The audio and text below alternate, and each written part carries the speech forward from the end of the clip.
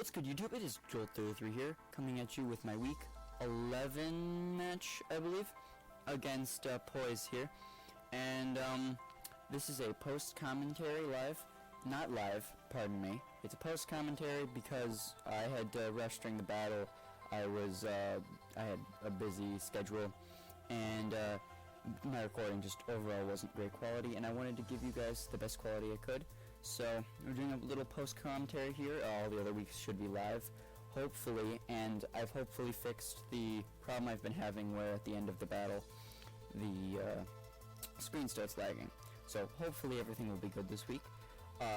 This is your Orlando Magikarps. In the week 6, we were 4-6 going into this battle against Poise. I don't know his record. I think it was the opposite, 6-4. And so we had something to prove, because he was right in that gray middle area of who's going to make playoffs and who's not, and we're hoping to get our ticket. So going into this battle, both of us didn't bring our megas, and I'm sure we both prepped for it, and I'm just going to get right into it. I led Uxie, and let me just pause right here. I led Uxie, he led Hariyama. I had Psychic, but I was assuming this was a Sulfast. He was going for knockoff, and I was very threatened by the knockoff. I didn't want Uxie to be that debilitated early.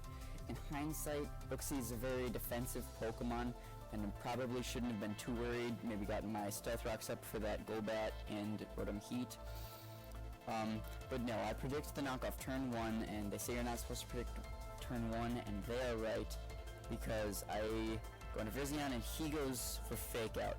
Now, I switch out here, because I don't want to get close combated and just lose the Virizion, and he goes for knockoff against my Virizion, which is what I'd switched into it for anyways, and so I was just frazzled at this point. The Hariyama was doing too much to my team, so I just go for straight damage. I'm not trying to set up on it.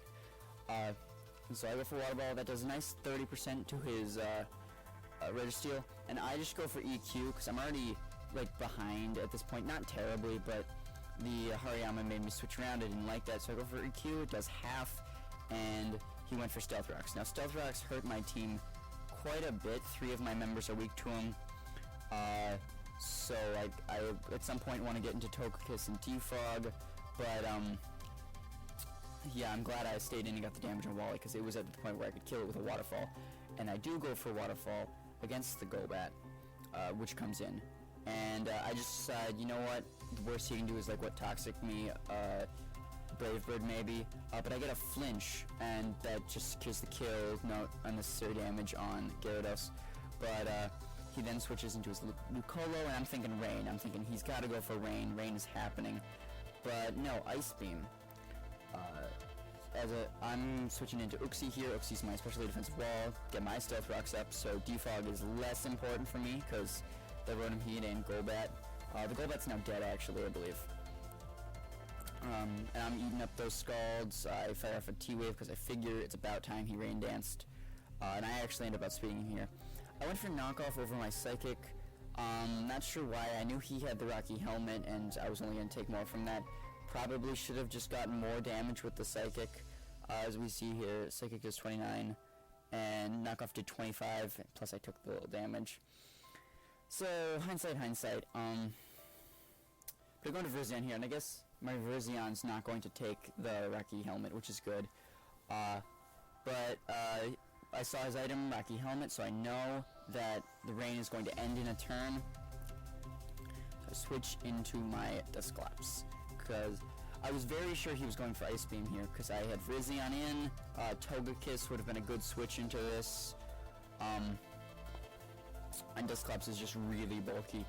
So he went for Draco Meteor, and Dusclops eats it up because Dusclops is a beast.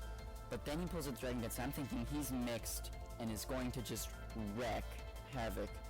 But he was Dragon Dance Scald, but he's already at half because of the Draco, so I was alright to just fire for Shadow Ball. Life Orb plus Shadow Ball took him out, which is really nice.